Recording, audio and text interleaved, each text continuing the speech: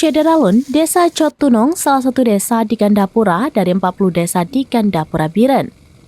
Desa berpenduduk 270 kakak ini sangat mengandalkan bidang pertanian.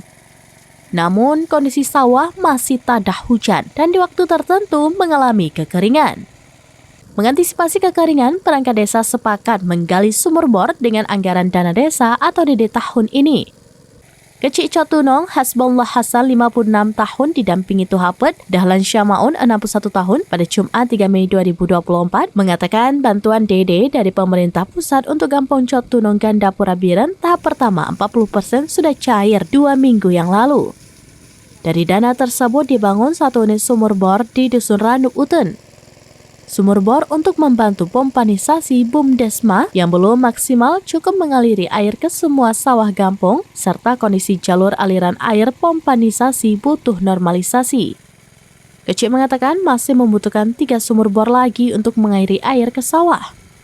Desa tersebut luasnya 1.234 km persegi, sebelah timur berbatasan Desa Cotufah, sebelah barat dengan Desa Pulau Awe, sebelah selatan dengan Desa Payabaro, dan sebelah utara berbatasan dengan Desa Cotbaro.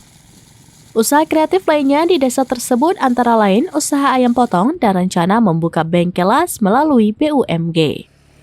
Dari Biren, Yusmadin Idris, Serambinews.com. Download Tribun X sekarang. Menghadirkan lokal menjadi Indonesia.